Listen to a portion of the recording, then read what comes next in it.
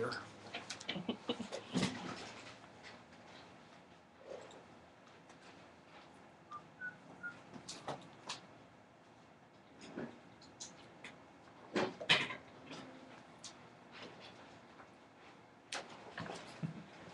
Should we turn off the lights or does it get brighter? Yeah, it'll get brighter. Okay. It's an old machine. Well, anyways, the reason we're here is because a lot of us haven't even met each other before. So we get acquainted, and some of us have taken various levels of classes and courses, and some of us haven't. So I don't know where everybody is. And so I thought we would start by getting acquainted. And might as well just go around the room and talk a little bit about ourselves. I'm Charlie Crumm. I've been here almost 24 years. And I've been a journalist far longer than that.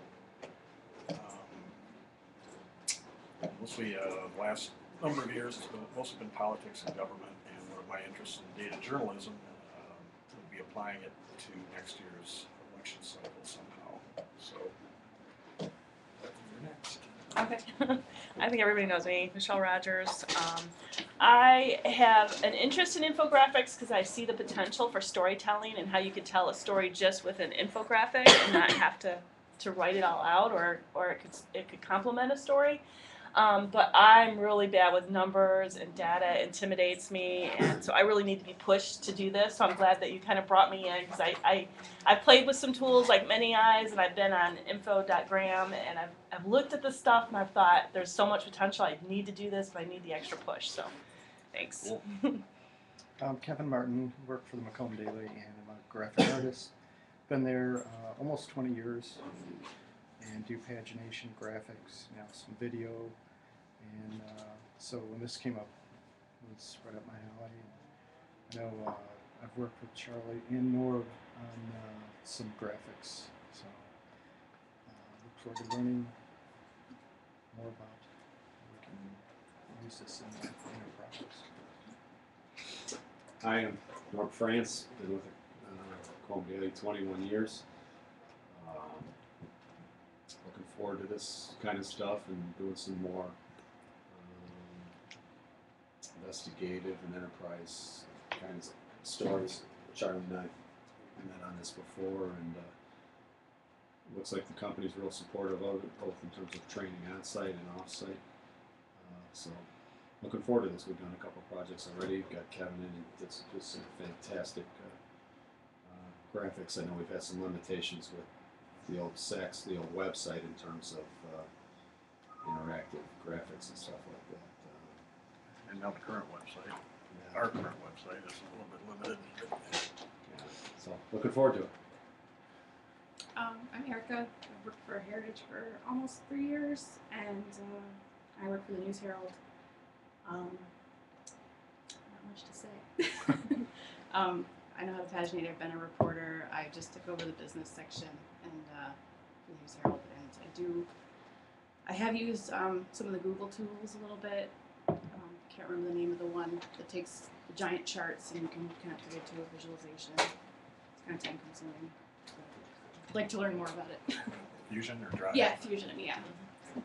I've looked at Fusion, but I've never been able to figure it out yet. I haven't taken the time to It's figure it out. complicated and they keep changing how it looks, so like, where did that tool go? And they keep changing the names of stuff. For fun. Right. I'm Randy. I've been up at the Morning Sun in Mount Pleasant for almost 2 years, and I guess I'm here because I'm trying to learn more about data and graphics and about kind of how they go with the new website format and all of that. So. I'm Nicole Seguin. I'm with Heritage Media. I've been around for just 6 months, but I've been doing visual data journalism at my college paper, and then we've started to do some stuff with Heritage. I like to use Illustrator and other Adobe products to make storytelling more visually appealing. So I really want to learn more about doing a little bit more with it. Okay. As Norb mentioned, he and I both went to a one-day IRE seminar back in April and kind of launched all this stuff and continued on some of the Night Center training. So what I've called from all of this, I've tried to put into just the very basics, so we kind of get everybody on the same page. And Norb and Nicole, who've also taken some classes, if you think that I've missed anything, feel free to chime right in. So, but anyway, we'll get started. Thought we'd start with a little bit of history first. And last time I was down in Ypsilanti, I was telling Michelle that she was remarked how sometimes PowerPoint presentations are kind of gray and boring. So, next slide is just for Michelle. And commits a little corporate blasphemy, so you guys will have to forgive me a little bit. I'm trying to put John Payton's face on. Oh, I didn't even notice that. That's kind of what he would look like with hair, I guess. Anyways, when John Payton took over, he basically came down from Digital Mount Sinai with a box of flip cams and said, go be digital. So, in the past few years, obviously, we've all had to incorporate video and video editing programs into the way we do things every day. And along the way, about a year ago, Thunderdome was created, maybe a little bit more than a year ago. And they set it up where they have channels, politics, health, so forth and so on. One of the channels they created was data. And Glenn earlier this year recruited our first local team, kind of named the function IED. I'm sure the American military, as I've said before, is probably very grateful for that designation, but it could have been worse. He could have said DIE. Anyway, that first team was myself and Norb and Al Berziak and John Pepper. Pepper left before we even got started, and Berziak took another job right when we were almost finished with our first project, so that was a little topsy-turvy, especially on coming out of the bankruptcy last spring and so forth. Like I said, there's been workshops that Norb and I attended in early April. Nicole's taking some Night Center courses. I'm also taking some Night Center courses currently. Along the way, I've done a couple local projects here, and we've done two cross-property projects, one on crime rates and one on legislative pensions. And personally, also, I've been involved in a couple of collaborations with Thunderdome. They partnered with ProPublica to take a look at prescriptions and did this really interactive, fancy, searchable, online widget with like millions and millions of pages of data behind it. That's something we're not obviously there yet to do. So, what is data journalism? Much like adding video to our journalistic toolboxes required us to think differently, so does data journalism and visualization. More specifically, it's the use of specific information, data, to visually tell a story concisely that engages the viewer or the reader. And why we're practicing it, one reason is because more government information today is posted online. Much of it is in data format. If you go through the state websites or even your county or local websites, most stuff you'll see a lot of, you find a lot of stuff that's presented in PDF format. Typically behind that PDF format was an Excel spreadsheet, and they simply use a PDF format to turn it into what they want to visualize. Basically rewriting readily available news releases now that everybody's online really doesn't attract or engage an audience anymore. It is a different approach to storytelling. It does provide a sense of structure, and it's a way to capture and visualize, again, moments and trends that engage readers and viewers in a concise way. And of course, it is a priority of DFM.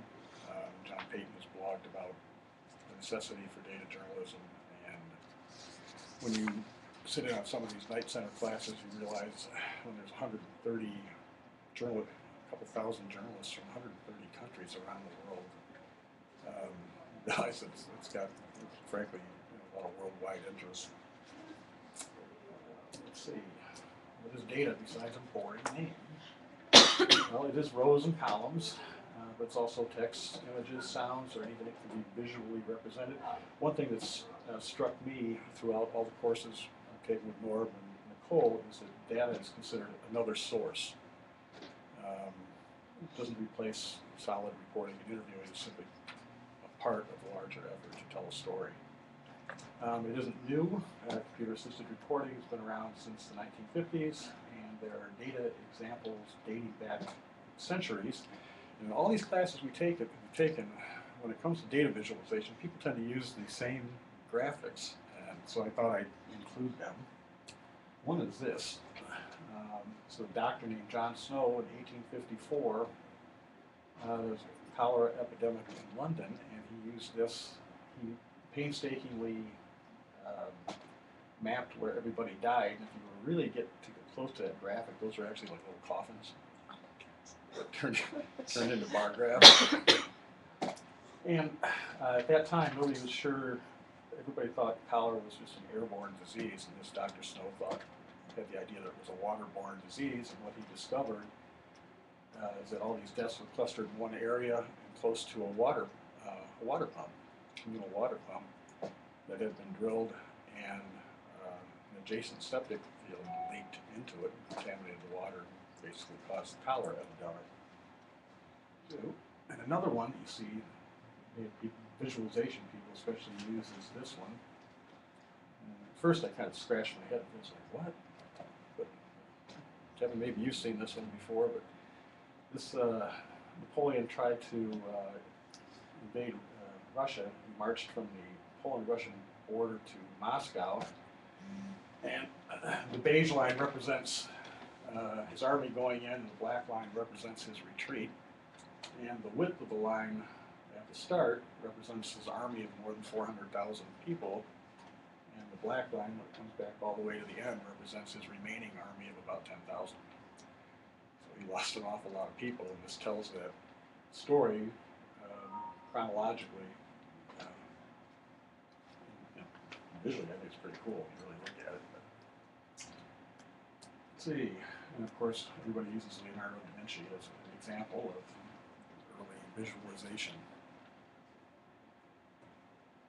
Okay, so far there's simple, more complicated, and really complex visuals. This is one I threw together really off an Excel spreadsheet for the crime staff's package for the local Oakland portion. It's really easy to do. Kevin threw this together for the lawmaker pensions, which that's actually a story that's still getting some buzz out there. Oddly enough, or not oddly enough. So the like that graphic, for instance, you were able to put in print and online? Yes. Oh, yeah, nice. Yeah, it seems to work well both ways. And then really complicated is something like this.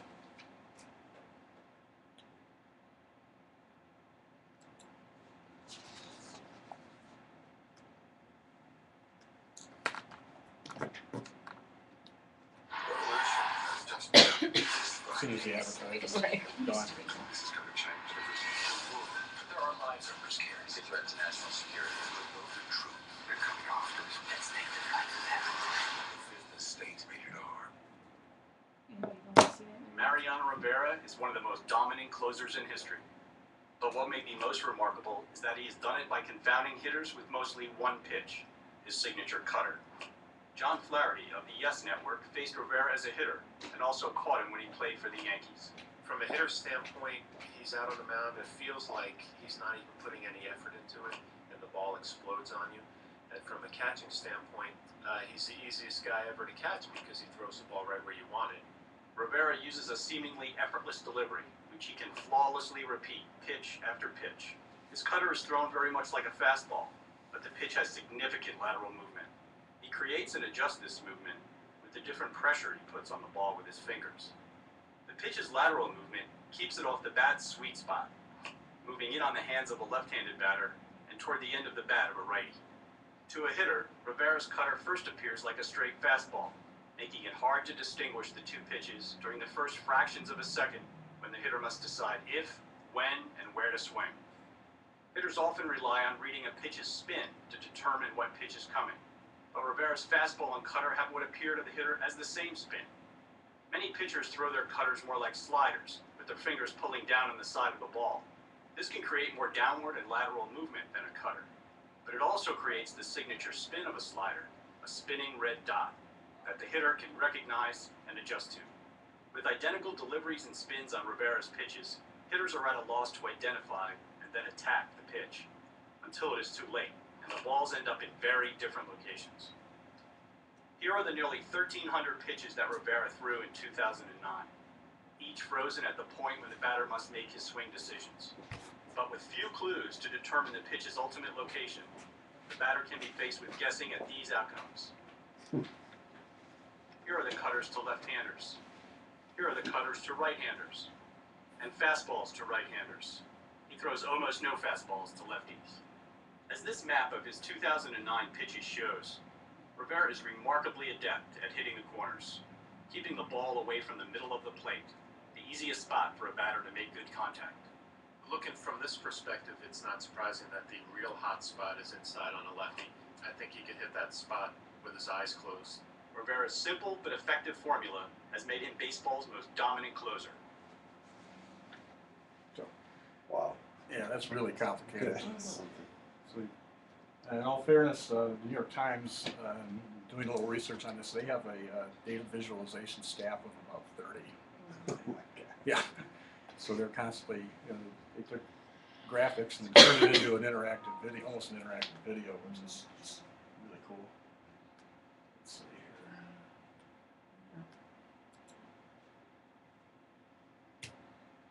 here. The basic steps of a data story. To my mind, it's a chicken or an egg question, depending on who you talk to. Some people say you start with the data first. Other people say you start with the idea first, and then you'll find the data.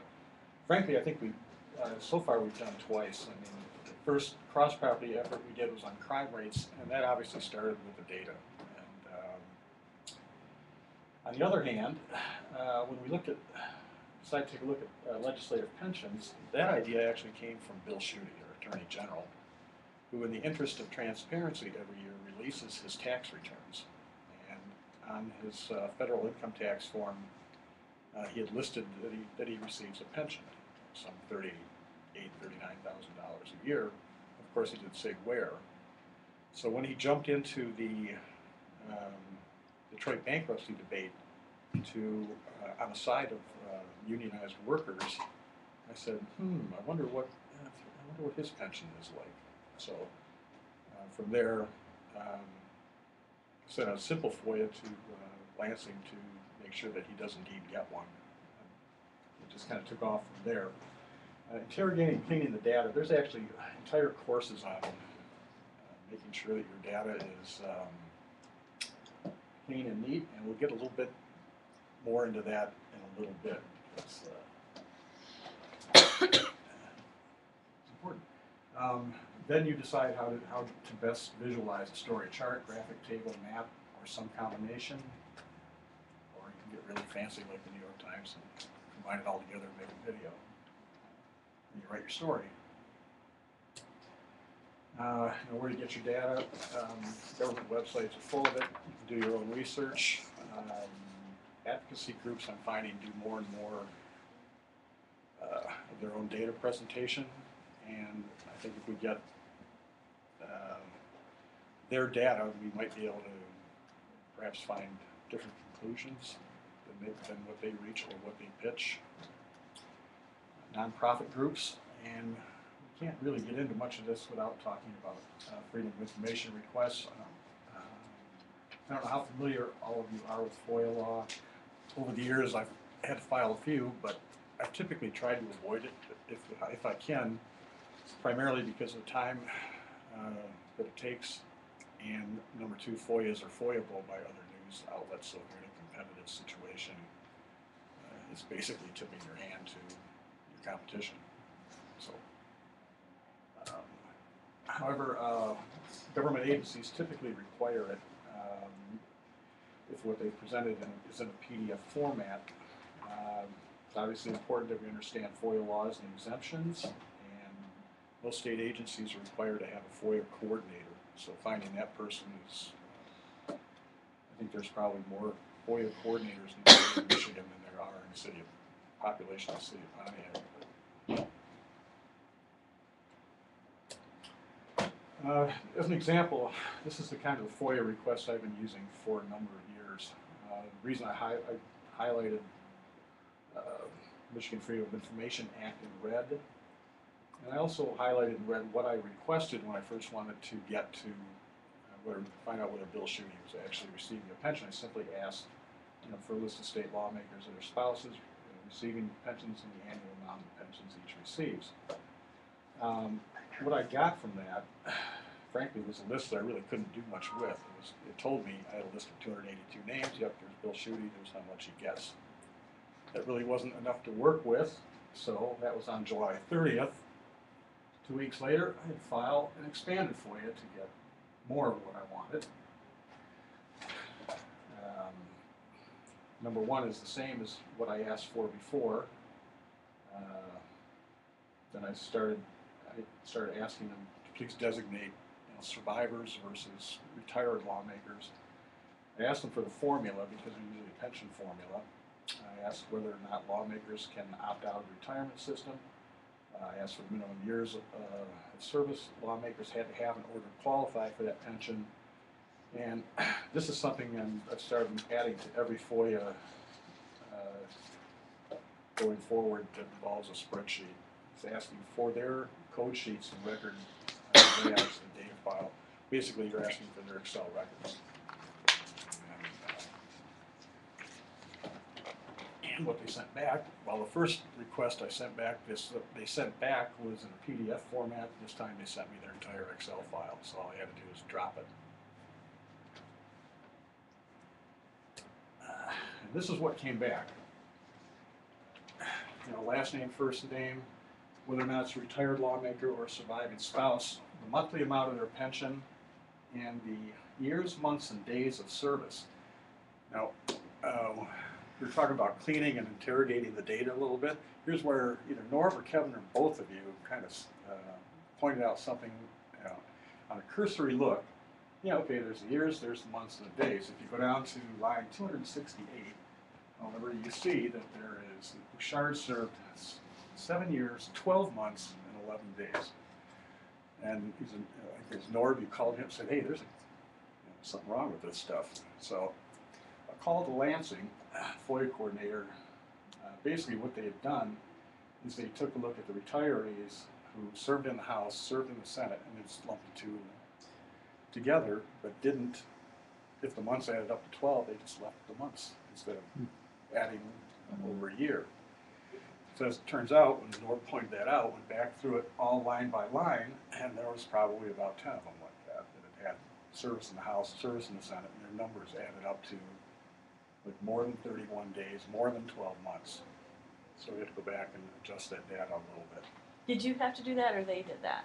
I did that. I just called them to make sure that that was exactly what they had done. How they got those numbers the way they got them. Oh, well, we could separate them. It's House plus Senate equals that. So, anyways, that was a good catch. There's some FOIA resources here that we picked up. Let's see.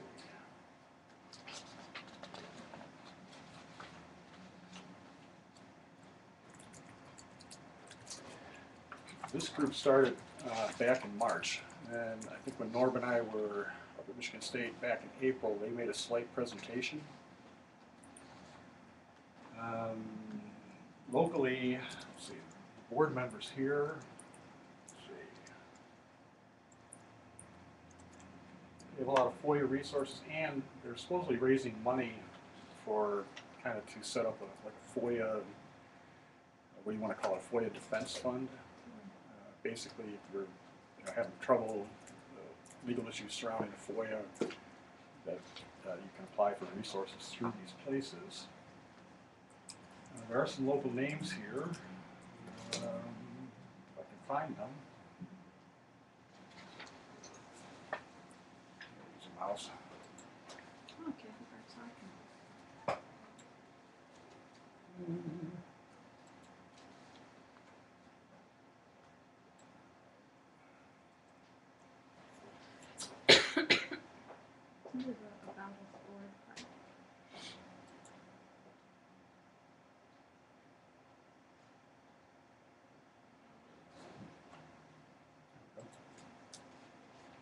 Some familiar names here to most people. Kathy Barks Hoffman covered the Michigan legislature for quite some time and now works for Lambert Edwards in public relations. Gene Briggs Bunning, who's been local around here for forever. Gary Gilbert, former editor here. Cindy Goodacres, formerly worked here at the Open Press. Nancy Costello is somebody I actually went to college with. In her history, she actually wound up at the Free Press for quite a number of years and then went to law school. And now she is actually a founding member of this group, and she teaches First Amendment law and FOIA law at Michigan State.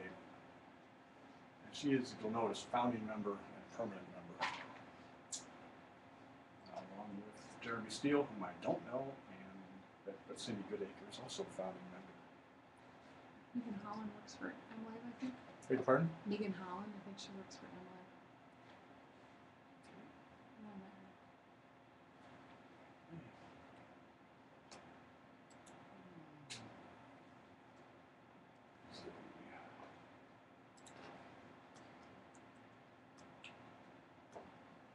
Anyways, I think they put together their sample FOIA requests.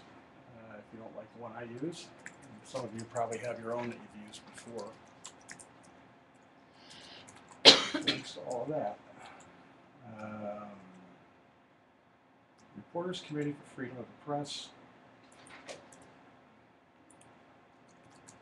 has an entire guide to open government, including statutes, exemptions, limitations, state laws on electronic records, procedures for obtaining records.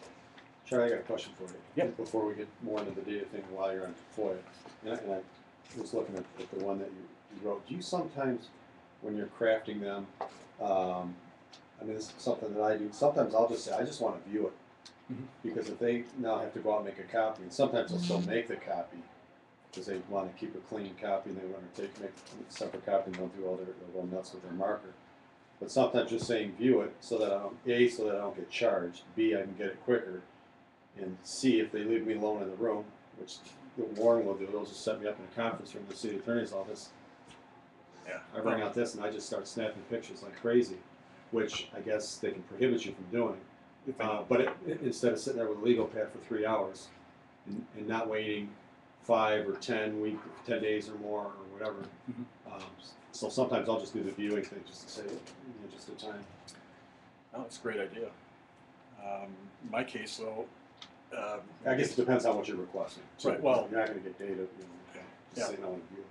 Yeah, for me, I'm not about to drive to Lansing just to view. For me, Right. Right. Yeah, that's what the driving is. But locally, yeah. Absolutely. Let's see. Thought it was interesting. SPJ also keeps a legal defense fund, although I think it's probably kind of complicated. You actually have to apply and actually have to incur some costs or some litigation before you get access to the resources. Let's see. I think this is just a good organization to be aware of, simply because they keep a data library of projects that people have, that people have been working on for a long time.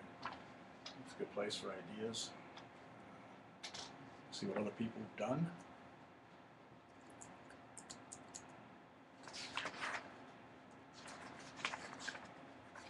FAA records, hazardous materials, home mortgages, virtually anything you can think of. Let's see. Data visualization tools. Myself, I've used Excel fairly frequently. I'm trying to learn Tableau right now, but I really haven't gotten into it all that much yet. Many eyes I just started to play with, courtesy of a suggestion by Michelle Rogers. Scribes I've used fairly often. GIMP I'm just starting to play with. Google Docs I've used quite a bit to link to reference materials from a story, and many more. And I thought maybe Michelle might want to say a few words about some of the many mores. Yeah, I wish I have, and I can email it to everybody, but there's this professor at Michigan State University, used to do infographics for, who is Time Magazine, his name is Carl Gude, G-U-D-E, and he has a site where because this is his thing, and so he has a site that lists them all, so I can send that to everybody. One that stands out that I think I looked at the site, but I didn't do much with, was Infogram, so I-N-F-O period, like, GRM or something like that, if I remember correctly. But if I can find a link to his site where he has a whole site that lists them and what they do and what they're best used for. What do you call it? Try info.grm maybe. It's infogr.am. Okay. gr.am. There we go.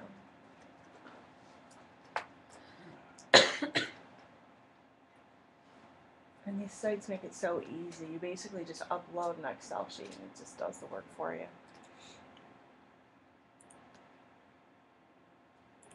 Oops.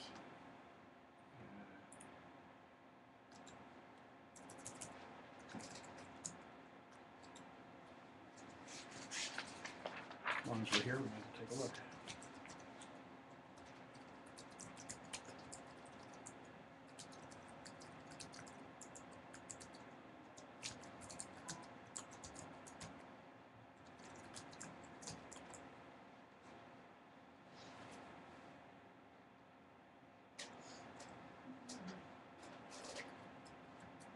Well, that's kind of cool. I don't, one of the problems using Excel that I've run across, unless you pay the $2.50 a month to upgrade, you can't export your, you can't drop a PDF. You can drop a PDF into Excel, but you can't turn it back into an Excel spreadsheet unless you pay them a little extra money a month.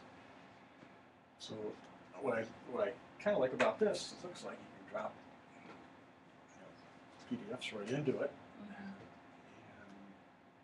Considering the volume of material that especially government agencies produce in PDF formats, I think I'm going to have to play with that a little bit.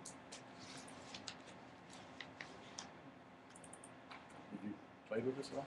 No, I just kind of checked out the site. Yeah, I put it on my list of things that I want to do. All right.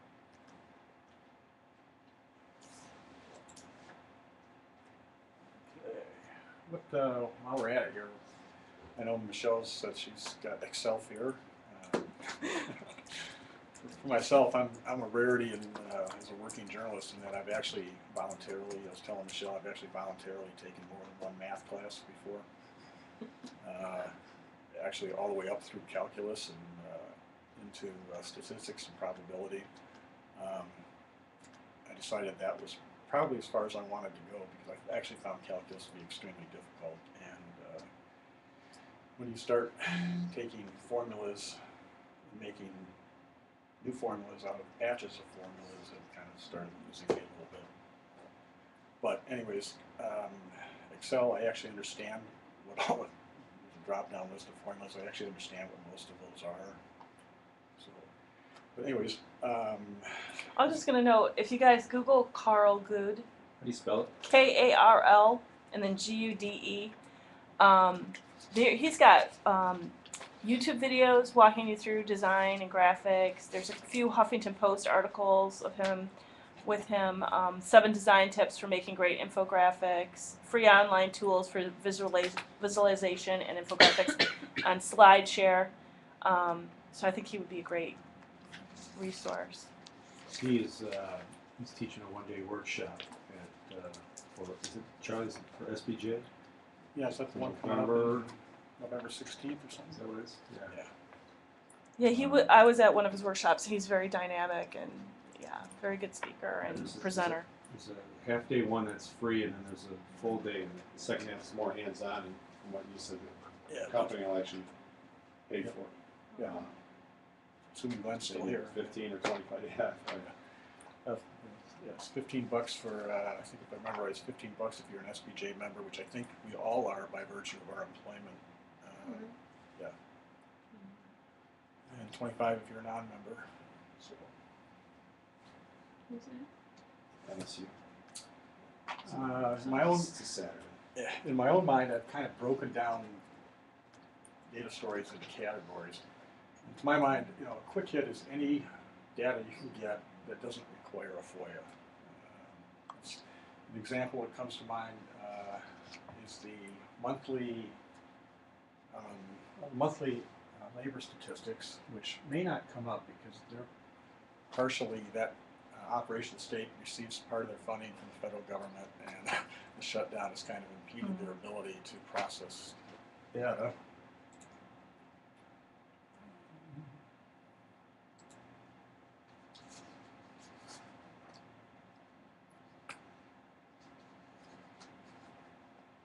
I just want to see if we get a federal shutdown notice.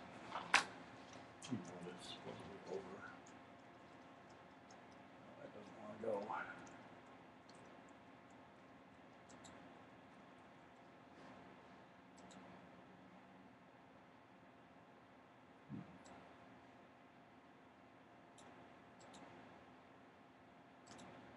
Ah, there we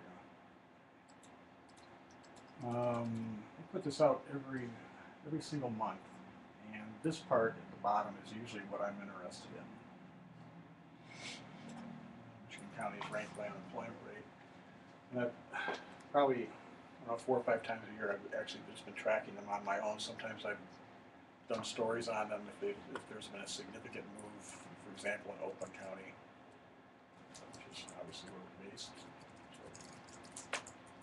But one thing I've noticed over the months or the years of tracking this is that every summer, for example, Mackinac County's unemployment rate just drops to like almost full employment rates because of the tourism.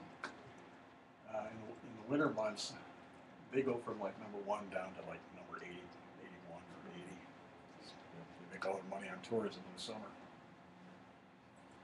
So that's one I think is, I've actually used Excel spreadsheets before to put these in. And that's just an example of a quickie we can probably do on a regular basis.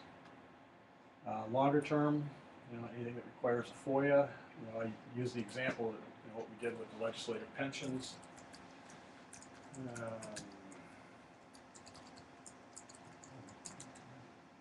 want to load.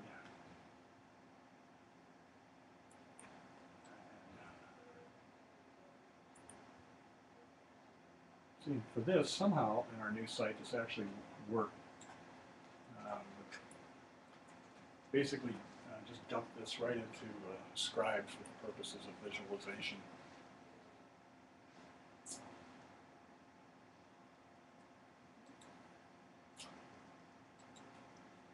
And I think when you're talking about like the real complicated ones, this is the one, if you guys haven't seen it, this is the one ProPublica did with like millions of data records that they called for the census.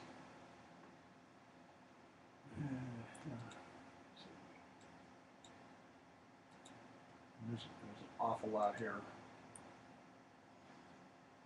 We've got it by state, and then you can search by doctor, how many drugs. If you haven't seen this, this is an incredible amount of work. I don't think we're there. We're not there yet. I don't think. So, in the works, I've been sitting in on some with the Thunderdome people. They've been exploring collaborations for doing the more complicated ones like ProPublica. There's other outfits out there like the Center for Investigative Reporting in California comes to mind. These are people who are actually, they write their own, as we were talking about earlier, they write their own applications. They'll spend 3 or 4 years doing a project, and they'll spend even more time updating projects that they do. And there's some discussion of collaborating with outfits like that, where they will actually supply the application, and if we get the spreadsheets, the Excel spreadsheets, we ship it to them, and they will send back kind of like a deep and broad ProPublica presentation using whatever data we send. That's about 3 or 4 months off. But it's looking from what I understand, it's looking pretty promising. I think that would be really cool. Also, medical marijuana.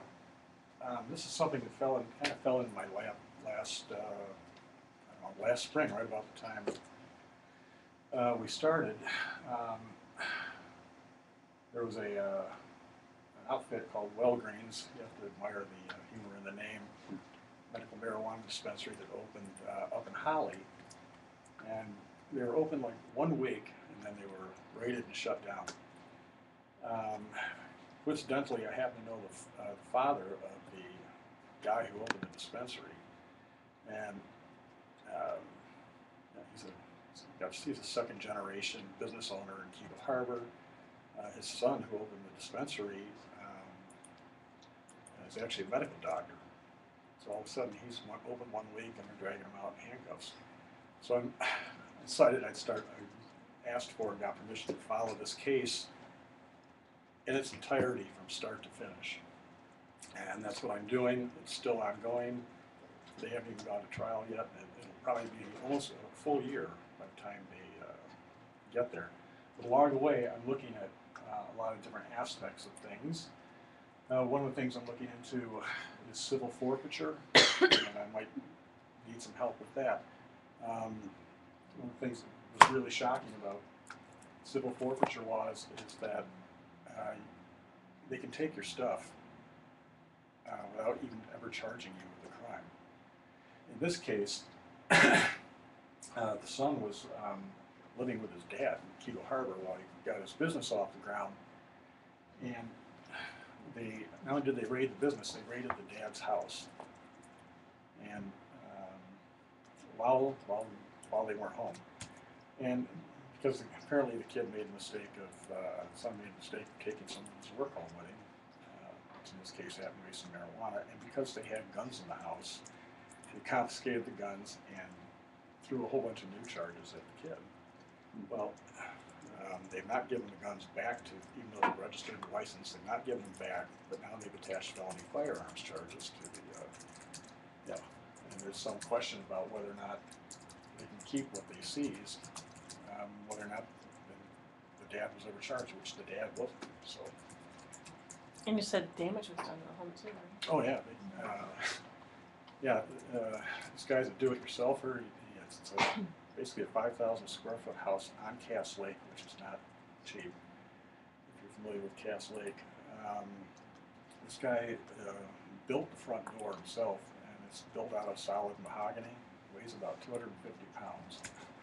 Wow. And whatever the equipment they use, they just, busted the lock in, and they did this in January. Then they left the door open when they left. So, Dad comes home and it's like, what? No. So anyways, these guys have actually decided, most medical marijuana cases are usually plea bargained down to a lesser charge. These guys have decided to fight. They have, and they're fighting at every step of the way. So I'm following that, but I'm also looking at, like I said, the civil forfeiture aspect of it. I'm starting to look at the science of behind medical marijuana, and this is where I could use some help. Visualizations from the standpoint of, there's pills, there's all kinds of treatments that supposedly that medical marijuana is good for, some 60 different types of treatments. And I was surprised to learn that there's also multiple kinds of marijuana used for treating different conditions. So I'm trying to figure out how best to visualize something like that. And I also want to look at the business end, because there are now corporations springing up in anticipation that more and more states will do what Colorado and Washington State have done and legalize marijuana. So I think that would be something project we could all pile into here and have a little fun with, and do some really good work. Let's see, some takeaways here. I think the quick hits and the slightly longer terms are best bets. Let DFM work out unless anybody's just itching to learn how to write computer applications. Do your own app development. I'd love to learn Nicole and I have talked about that before. We both would like to learn how to do that kind of stuff. Great. As far as I'm concerned, have at it. I've looked at the code behind some of the apps before, and to me it's just so. Michelle? Really, I think I've talked to Norb and Eric on the phone. I really view this as a collaboration. We all bring different skills to the table. I think we can all bring different ideas. In the two projects we've done, basically, what we've done so far is whoever comes up with the idea gets to be the lead writer. Well, in the second case that was me, but in that case I was actually very grateful that Norb. I kept bouncing the story over to Norb to read, and he kept making a couple suggestions. Well, what about this? And what about this? And what about this? So I found the internal editing, sharing, that part of the collaboration to be very useful. Norb actually made the story better by doing that. I'm happy. I'm a great believer in having 2 or 3 eyes on stories, 2 or 3 sets of eyes. And I think basically, the way I see it, if somebody's going to be the lead writer on one of our projects, then the rest of us, at the very least, can be doing the reading and making sure that it's a good story. Support with graphics, we can support with charts, we can just divvy up the work, and that way no one's entirely overburdened. I don't think we're going to always be able to rely on Thunderdome to do it. Quite frankly, as much as I like them, and I find I've enjoyed working with them, there is a delay. If you're trying to turn something around really quick, if we can do it ourselves, and if we should do it ourselves, the more complicated stuff I don't mind, but there is a delay shipping stuff out to New York and then getting it back. And that's not a criticism of them, it's just simply that they have their own workflow too. They're working on more than one project at a time. Ideally, I'd like, I think we should come up with some data projects or visualization projects that have regional or statewide interest. But local ones are okay too. I mean, one of the ones I did earlier on was a look at property values. Oakland County in particular publishes changes in property values average changes in property values by community every year. So that was just an easy, quick one that I did earlier. And as we move forward, we're probably going to be working on more than one project at a time because some are easier than others, some will take longer lead time. Some will just be longer putting together. Picking a project. What data is available? How easily can we get it? Probably most important, why is it worth looking at to begin with? Is the form that you're going to get the data, is it understandable so that it can be analyzed? How quickly can it be analyzed?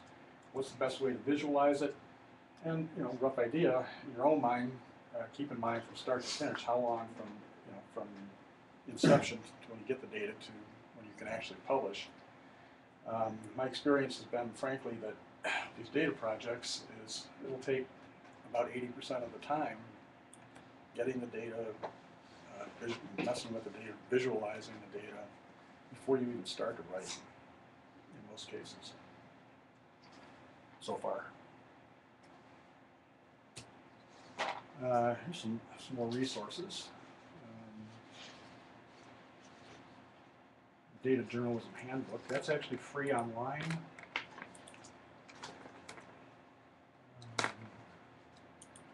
And let's see.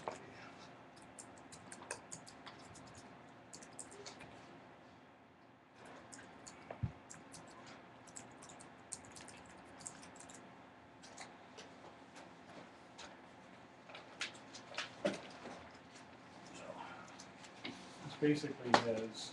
You see a lot of this in the Night Center classes. This is kind of like their Bible.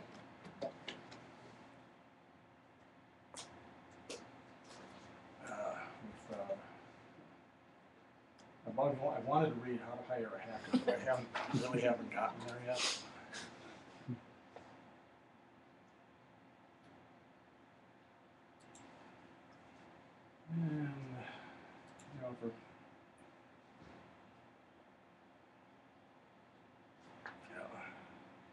basically Excel's a little, if you have math there or whatever, formula. I have difficulty, I've got notes left over from the Excel class I took in April, and I still rely on it because I don't use Excel on a daily basis, and I forget these formulas a lot. So, sources for formulas. And some of the basics from Microsoft, since it is their program. For designers, I think Nicole has probably seen this one. Just basic principles of design from ProPublica.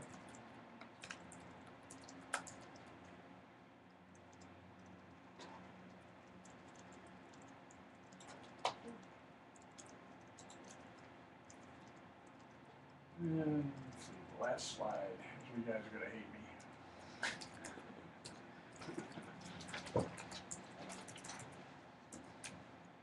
At least you made the word colorful. Yeah. I was trying to brighten up the mood. Keeping in mind all of them look very great. So what do you think? Do you think we can come up with a couple of ideas in the next couple of weeks? By then we should be, most of us should be Gmail proficient, and maybe we can start a Google Doc in there.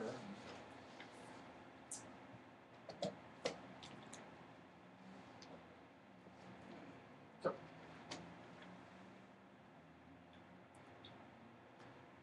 if we have to take a break, we can have it for an hour, and lunch should be arriving soon, and if you don't mind, we can come back afterwards and kick around some workflow, how maybe we should approach doing things. And maybe where like the talents Yep, lie. absolutely. And interest and time. Yep. Now times are premium for all of us, and it's like, well, add this to your the stuff you're doing. Nothing ever comes off of our plate, but keep adding more stuff to it. So maybe with 7 or 8 of us, we can spread the load. We can maybe turn out some really good projects and not overtax anybody to any great degree, except for the unlucky person who comes up with the idea and has to be the lead writer. I think one thing that'll be helpful, this was some frustration that we ran into with the legislative pensions, was creating the searchable graphic, and it was only after some time, and maybe because they overheard it, saying, "Oh, our website can't accommodate." And I know you email a lot of stuff about the different tools, and I don't always know a lot of those things, script and all this. But then we realized that the old Saxa we couldn't accommodate that. So I don't have much of a clue what all those different gadgets and programs will do. But then I don't know what our sites would accommodate. And then it's like, God, we can't do this. So I ended up having Kevin just make one large chart for print only that our readers could look at, anybody with a Macomb connection. How many do you think there were? Maybe about 15? Remember we did the table of all the Macomb, all the Macomb lawmakers and their pensions. I mean, it was large, and we got a lot of, Oh yeah. we got a lot of space inside because they were saying how much you're going to need, and I'm going to give it to you, you got to fill it. It's like, well, this chart that Kevin's going to make is going to have a lot of names in it and a lot of numbers, and but anyway, the search where anybody could look at all 282 or however our version of Saxa wasn't able to accommodate. And then I was asking you about embed codes. I don't know how those things work, and you're saying this, and I'm for it. And I say, hey, can somebody? We'll get the story and the properties all set up, but I don't know how to do the embed codes. So At the very at least least, now we're all on the same website now, so that'll be a relief. I don't think everybody. We all can. The West isn't. The weeklies aren't. The weeklies aren't. But couldn't you link to your database? If you couldn't embed it, couldn't you at least link to it? As long as I'm someplace else, like Scribe. Right. Yeah. You can. So that's kind of a way to get past that hurdle. Under the previous, we were using Town News before. Is that what you're still using? Yeah, they're still. So, You I sort of thought that was embed all great. the West. You can embed almost anything. In Town Mhm. News, That's so. true. Yep. And even if it doesn't work, usually it's something like small in the end, but you just remove it. So.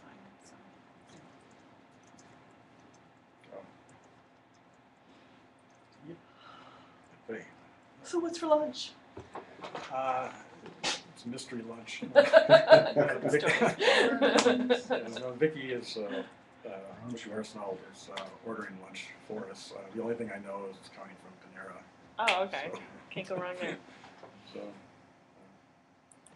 In addition to that SBJ workshop next month, I don't know, you get, any of you guys get emails from the Reynolds Center? Mm-hmm. Yep. I got an it's good to get on their list, and they do a good amount of free stuff. Online 1 or 2 day webinars, and they've got one coming up. I think it might be next week. Data Journalism 101, and it's being taught